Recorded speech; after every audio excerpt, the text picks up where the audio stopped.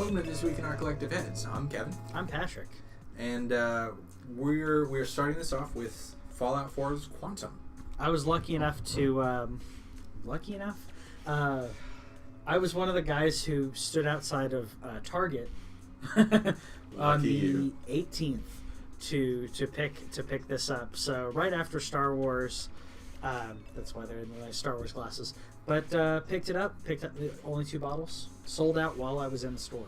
Yeah. Within like 6-7 minutes. So let's try it out. Quantum. Quantum.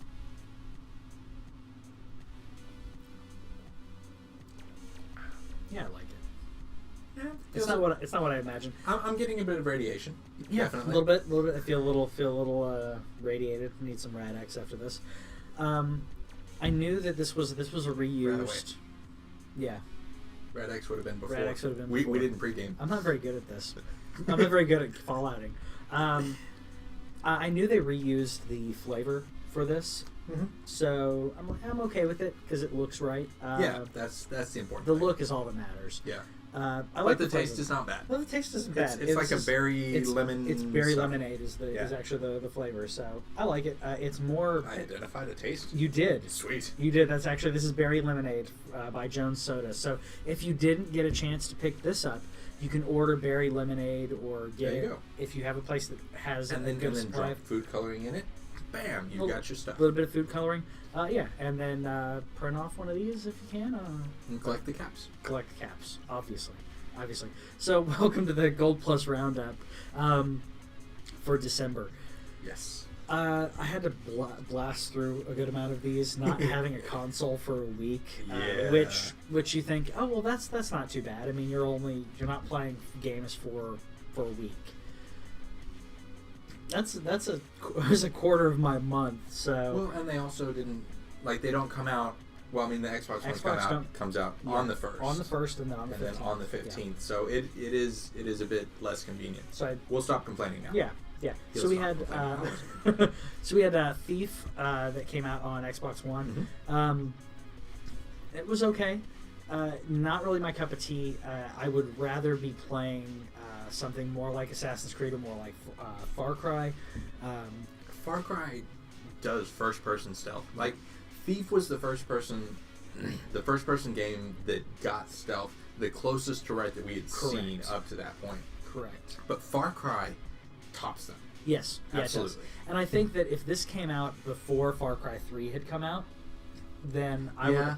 I mean, obviously it's an older IP, so they could have done it before and launched it before and revitalized the property before that. Yeah. I think I would have had a different take on it. It's not a bad game. Decent stealth and everything. Has the normal. The thing that I love about it is with your hands always in front of you, always visible. That dude's arms have to be so huge. Yeah. Because I can't always see my hands because I don't walk around like this. No, I don't either. Nobody does. But I also kind of felt like it's a kind creeper. Do the creep. So, it's okay. I mean, if you really like the stuff, really like stealth, go ahead and grab it. I mean, obviously grab all these anyways and try them out if you know, unless we say don't. But It was all right. I didn't think it was too bad.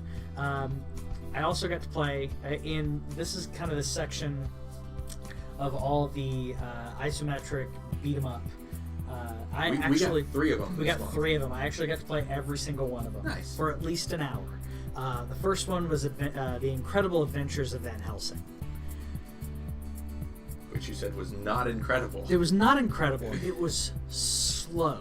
So literally your attacks are pop, pop, pop, pop. Ooh. And I've got enemies coming at me, and I'm like, oh, God, heck, this. And you can kind of resurrect some enemies to kind of fight along with you. So I thought it kind of felt like the Necromancer for Diablo 2, right? Yes. Except that was my class. Imagine the Necromancer for Diablo 2. You can play with ranged, but it sucks because your minions don't go and attack. And your attacks with your weapon are slow. Like, they'll come with you, but they did not go off and attack things for me. So I would have sat back. That's I what would they have sat need back to do. and shot the rifles, but it didn't work for me. I don't know if it's supposed to work. Did not work. The other bit of this that I'd like to add was this was free for Xbox One. For one class. You can play one class of the game. The rest are DLC. If they gave me 3 classes and then a 4th and 5th were DLC, I get that. I'm okay with that. Well, that's what happened with Gauntlet. Yeah. Which we'll talk about that next. Yeah. But the Necromancer class on Gauntlet is not available. And okay, you gave me the Amazon, the Elf, the Warrior, the Wizard. Correct. So, and not the Necromancer. That's fine. That's okay. I'm not getting the supreme, ultimate, everything. That's acceptable DLC where you say, okay, here is a mix of melee and magic and in between and ranged. Yeah. You have a mix. You have a feel of how the game could be. I felt like I was getting the whole game. Yes. And then there was DLC also available. With Van Helsing, I felt like I got one class, and the other classes could be really good. Like they could have like a class in there that was like, oh, this is my jam, and I run through it. But as a Games with Gold offering, no. Skip it, especially if because you can play Sacred 3 on your Xbox One. Mm-hmm. Pick up Sacred 3 and play that because out of the 3, I thought Sacred 3 was the best out of that. Okay. Sacred 3 is it's fast paced. It has a lot of really cool integration. I played the Paladin-esque. I think it was the Paladin character. I know that was kind of the feel of it. I can't remember. Valkyrie's on Gauntlet, right? Mm-hmm. Okay, so it was the Paladin on Sacred 3. The combat is fast paced enough. The first level, as first levels are, is very tutorial-y, but it was kind of a cool way of like, oh, let's see how you do this. You have a companion that kind of talks to you throughout the entire thing. She's a clairvoyant telepath, whatever you call it. Telepath, not clairvoyant, sorry. Telepath. So she's talking to you. Okay, because anyway, I'll let you get away with it this time. Oh, they're different, right?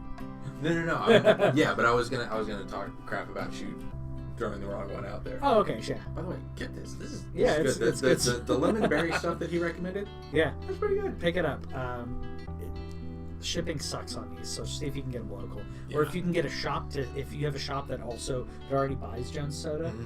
A lot of those places are cool, especially if they're small enough place. Be like, hey, not Walmart, obviously. But Trader Joe's has them.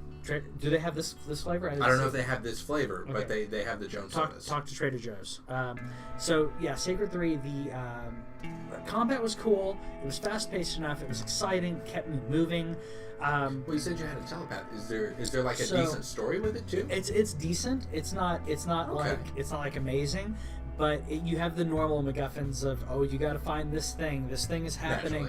Naturally. Everything's gonna go to shit if you don't do this. So you have a telepath, which the way that I view this was like in a modern day game. This is the person on your comm link who's talking to you, but it's a telepath. But it's a telepath. So instead, this girl's talking to you the entire time, going, oh well, I heard you can do this ability. Let's see what it looks like. So it was like a way to be like, nice. Oh, you're teaching me, but it's something my character already knows how to do, but you're teaching me how to do it. I was like, it's kind of cheeky. I like it. And then Gauntlet. I also played Gauntlet, but go ahead and... Yeah, Gauntlet was... Like, I played it for... At first I played it for about an hour. I try to give every game a good shot. I'm not going to beat all of them, but I try to get at least like a third to a halfway into a game. And I played for... probably about 2 hours on Gauntlet, and I was not impressed. I was not having fun. Yeah. The melee guy, I didn't know how to do it and everything. There's just... Were you playing Valkyrie or were you playing Warrior? I played them all. Okay, because I did not like the mage. I did not like the sorcerer. No, the wizard's the coolest one of all. Okay, maybe I couldn't figure out the casting. No, there's no way for you to figure out the casting because it doesn't teach you well. I looked it up, but I looked it up. You have like 9 different spells available to you at all times. Yeah, I know. Okay, so like, they did not because no. It doesn't tell you how to do anything. It just and he also has no melee. Like he's not even like the I'm gonna hit a barrel kind of thing. No. So I was like, well, maybe I can do that. Like, oh, there's some barrels here. No. No, but you know what he does have? What's that? He has this skill where he turns into fire and flows through the enemies. Yeah, see, I didn't get that. There's that, and then he has like this grenade fire thing, and then he can create a giant cone, this giant section of ice that any enemy that goes through it gets damaged and slows down. Like he is versatile as all hell, and he's awesome. I was gonna say, because the warrior, that was actually my favorite attack for the warrior. Warrior's awful. I thought the warrior was all right. It's very vanilla. Like if you want something that's more forgiving, if you just want to jump in and try it out as something that's more forgiving, I would try the warrior. The Valkyrie, I found. Valkyrie, okay. I really like the Valkyrie because she has the melee. She has health similar to like a decent amount of health, and then she has the Captain America ability. What the shieldy bash? The shield throwing thing where it does the whole bounce. Okay, that's cool. And it was fun. Because I used the warrior strategically to I would round up the opponents so they kind of got in a line. Yeah. And then I would do the whirlwind right through all of them, which was really cool.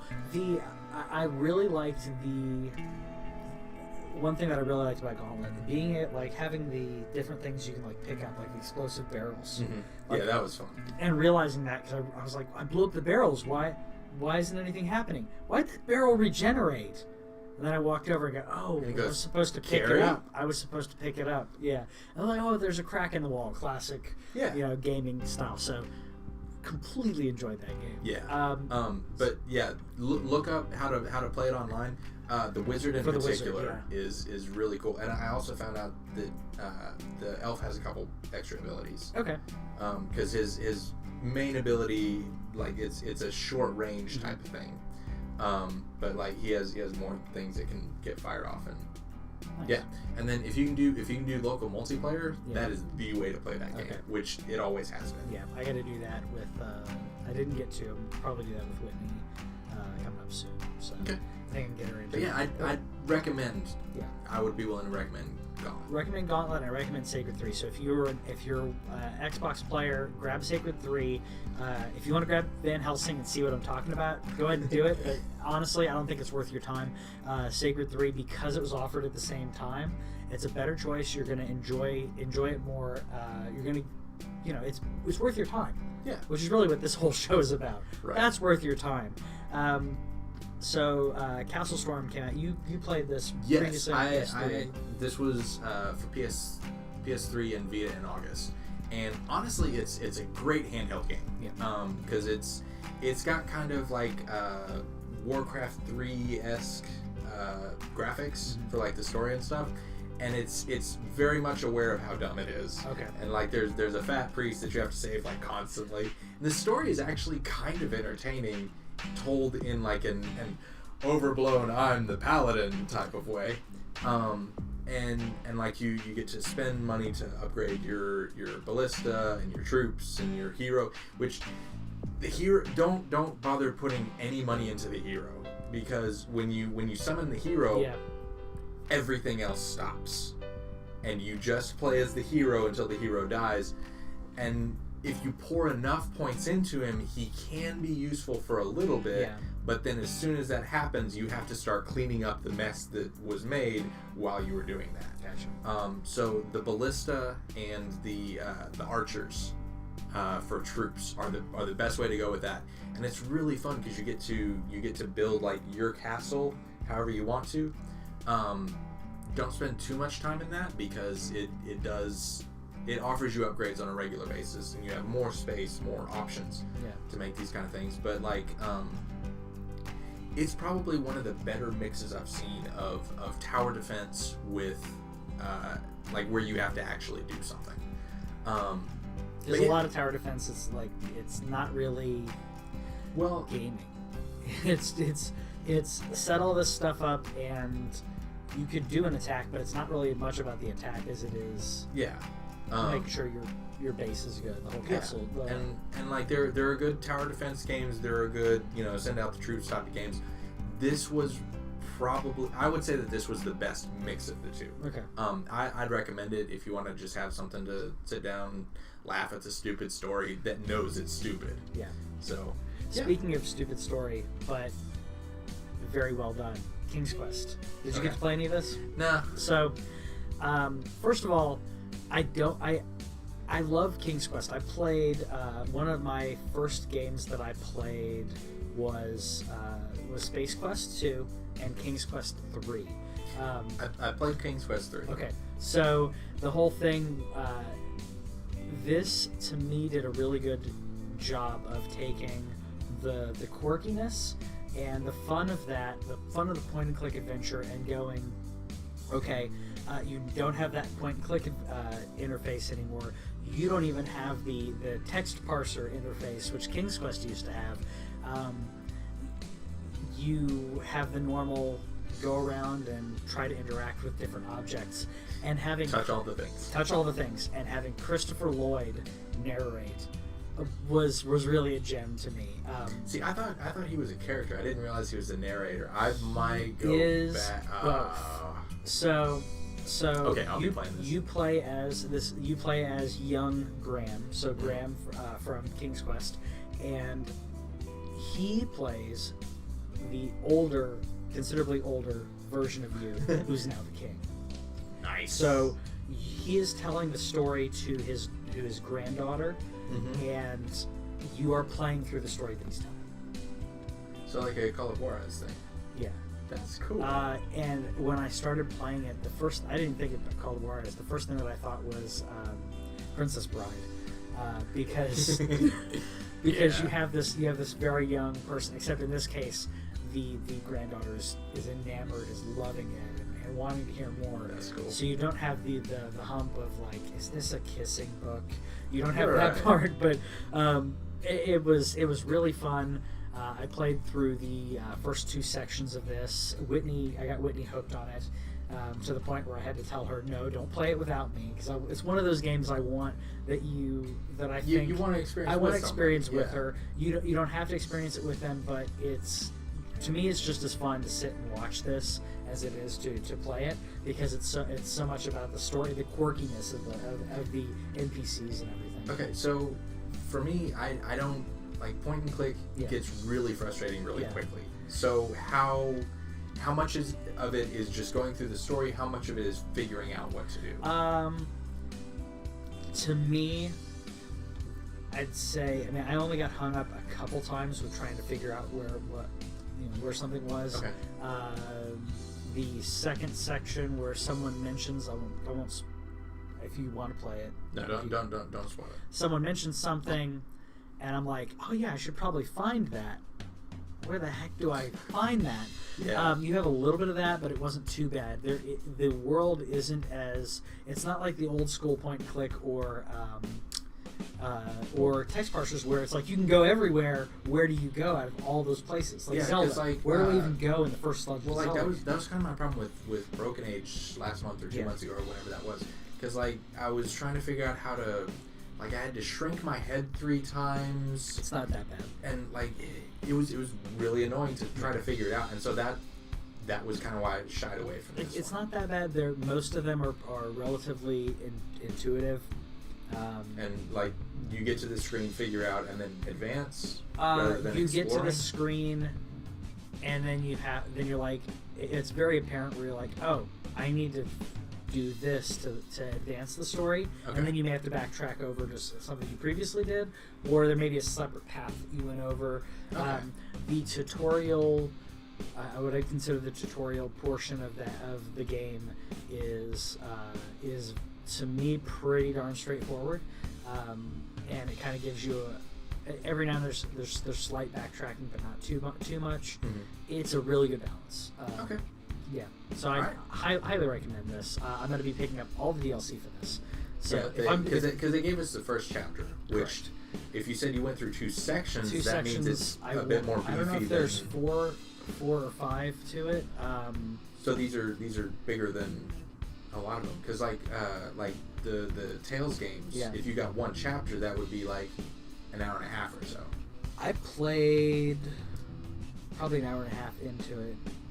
Okay. I'm not, and unless, I finished that section and then closed out. So if that is the end, I don't think it's the end. Well, usually they'll be like, next time on King's Quest. I didn't hear that. So I think there's a couple more pieces to it, because the first part's tutorial. I think I got through the tutorial in like 20 minutes. Okay. It's not too bad.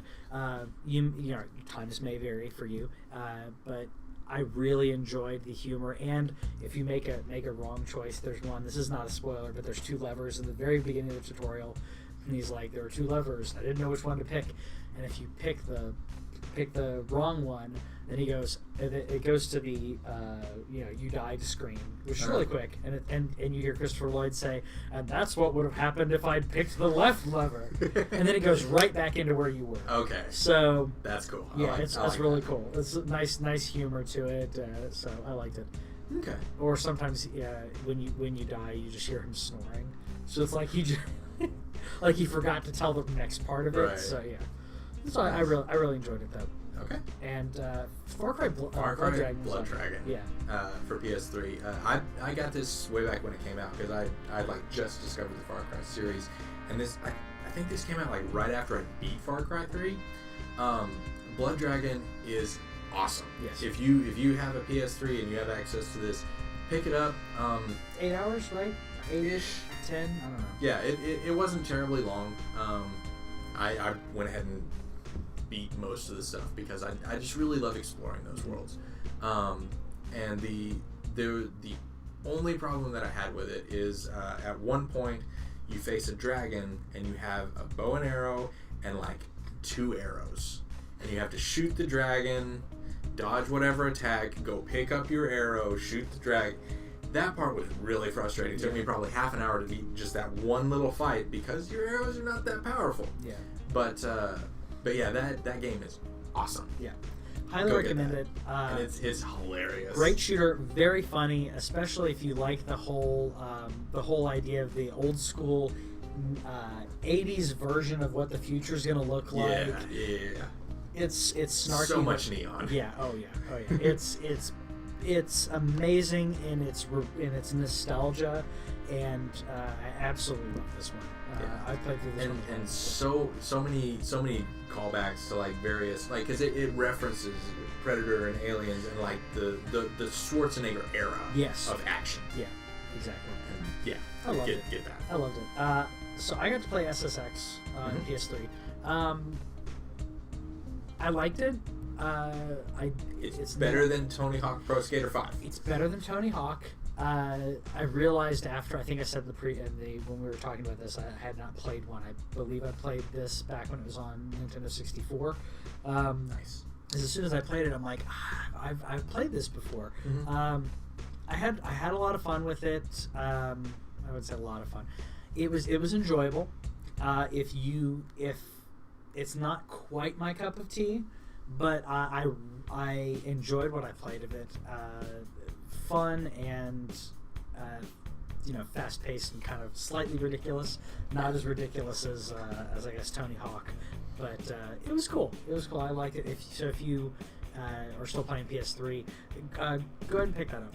I like SSX because it's like the Cruising USA style of you burst through a wall here, and like the extra paths are really fun to find. Yeah. That's the ridiculous part. Like it's not like playing. Because when I first saw it, I thought, okay, it's going to be like playing the Olympics kind of thing. And it wasn't like that. So it's dumb. It was dumb and fun. It was a blast, literally. What was not though, Operation Flashpoint: Dragon Rising. Now I play shooters. I don't play. I'm not a hardcore Call of Duty guy, but I've played Call of Duty, I've played Borderlands, I've played a lot of different games. And the pull for this game is the realism behind it, right? So, we mentioned before, it's like, okay, you can pretty much get one shot killed in this. Like, okay, so this is gonna be hard, this is gonna be difficult. I played Bloodborne, I got this, I can do this. But then you start up the game. I will say it did pull me at the very beginning because it has this fake history lesson at the very beginning. Oh, that's cool. Of like, here's this island that Japan had occupied, and China occupied for like 300 years, and then Russia occupied it during World War II, and they're trying to fight over this because oil's found there, and then America comes in. America. So I'm like, okay, that's actually kind of cool. Start up the first mission. I'm like, okay, cool. 2.2 kilometers that way. All right, so running. When you run, like I said, the realism bit. So you're running, and all of a sudden my controller starts vibrating. It's my heartbeat. And it starts vibrating faster, and then I can't run anymore. I'm like, oh, it's like real life. If you're sprinting, you're with however much gear and all the 50 pounds, 70 pounds of gear, and I'm sprinting, and it lasts for 30 seconds, and then I'm walking again, and my heart rate's still going fast, and it slows down. I'm like, that's really cool. It's realism. Yeah. So I get 3/4 of the way through my 2-kilometer hike, and I hear, "Rifleman, over there!" And I go, "What?" Boom! Done. I'm like, okay, try it again. Back at the beginning. 2.2 kilometers to run. Freaking kidding me? Okay.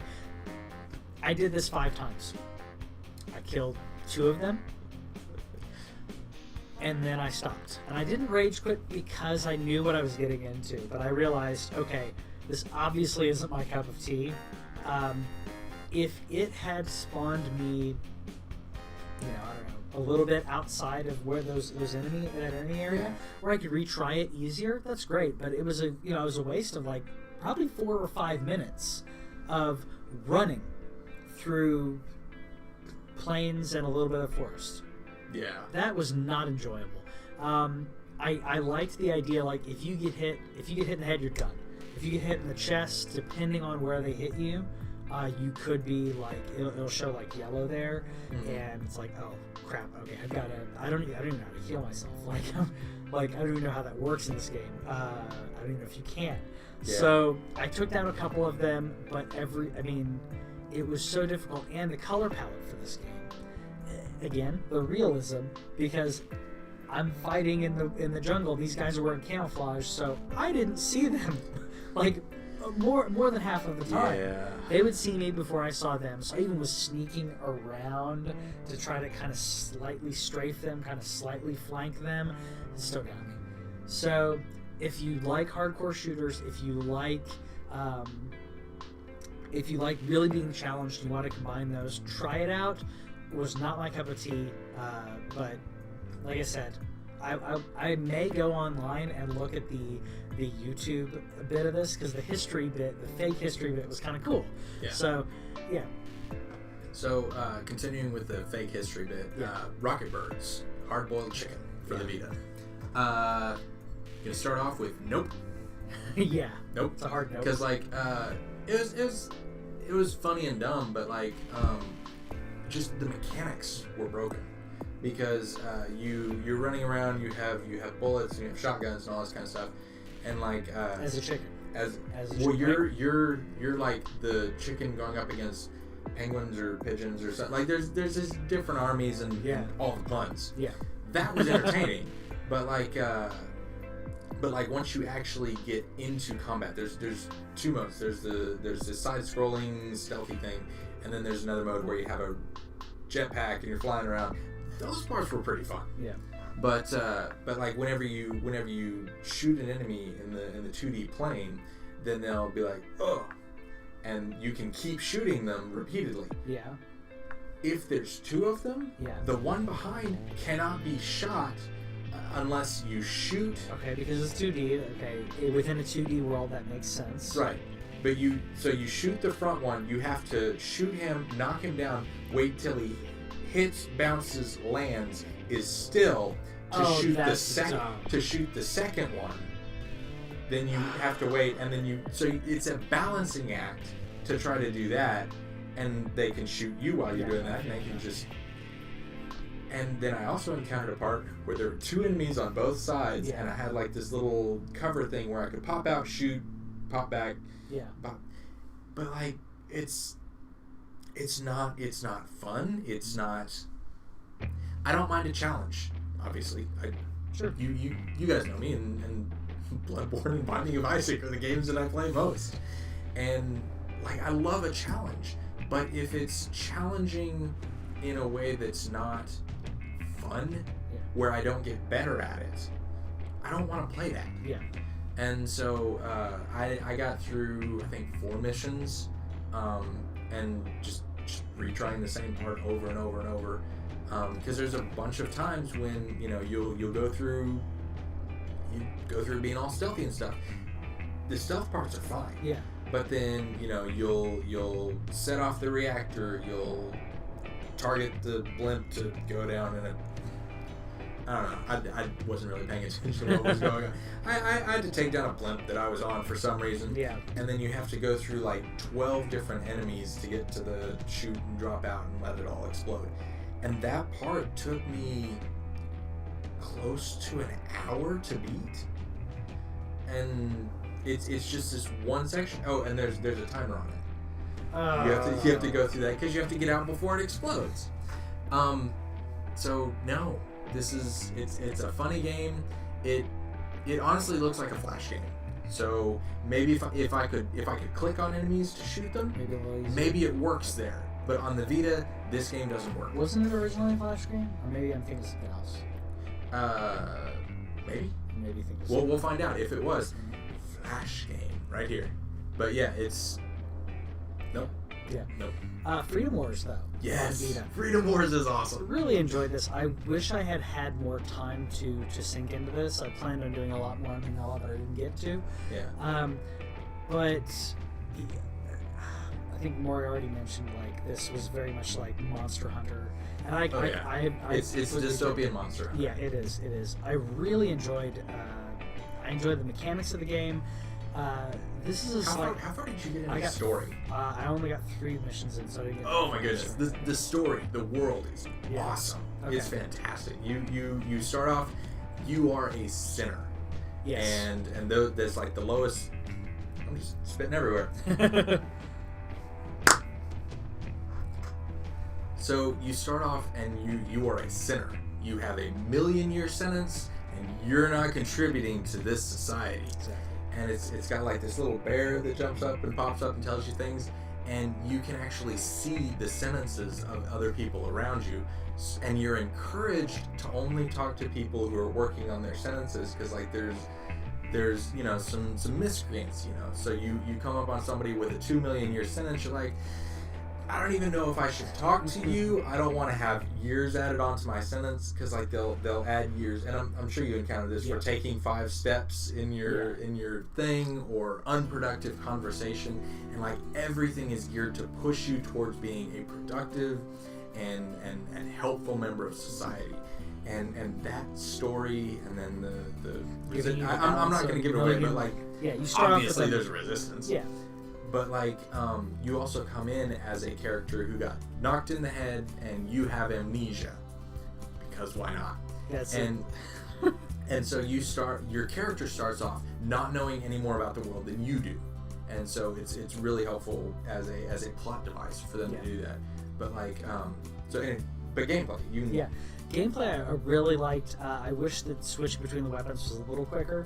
It wasn't as quick as I'd like, but I was going to say, one of my pet peeves, and this is just a weird pet peeve of mine, I know, jumping in games. It annoys me when I can't jump, okay? I know it's the whole fact that I have a vertical space, and not being able to play in that vertical space, I know, it's a quirk.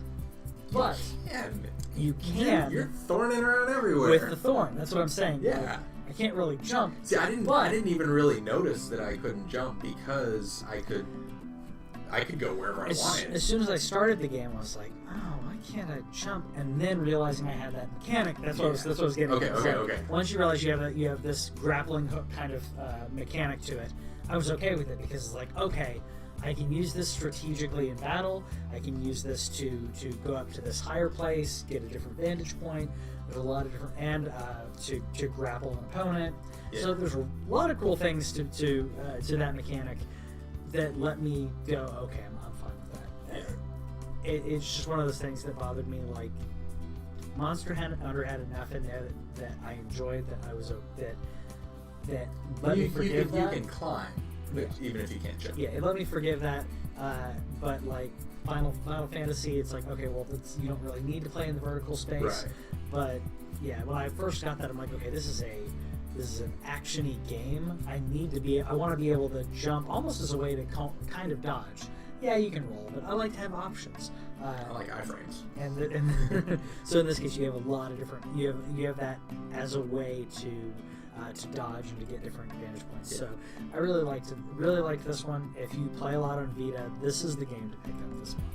Yes. So enjoy. The one thing that I didn't get to do was co-op. Yeah. Because you have to get to Code 2 co-op. I was playing all the other games. Anyway, but playing all of the isometric games. all the isometric games. All right. So yeah.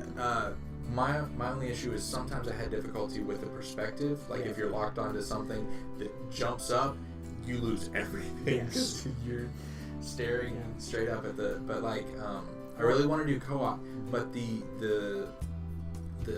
NPCs that they send you out with are actually pretty helpful. Okay. Like they will work with you in whatever build you want to do. Because I tried. It's not too difficult to switch between builds.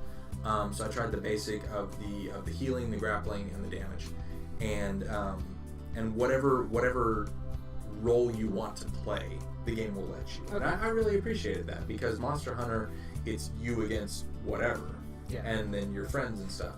I know that there's a point at which I will need help, like other people to do this with. Yeah. But right now I'm closing in on level 3, and the NPCs help enough that So for Monster Hunter, you don't get that. Right. I mean, to be able to get that in this game, that's really cool. Yeah. So I was really impressed with this game. The story, the world building. I love me a well designed world. Yeah. That's one of my favorites. Yeah. So yeah, that's what we had this month, and we will give you more information next month. But those are the ones worth picking up. Let us know what you thought of these games. If you got to check them out, let us know. Did you like Incredible Van Helsing? Is there something I missed in that one? Because other than that, we had a decent month. Yeah. But yeah, let us know. We'll talk to you guys later.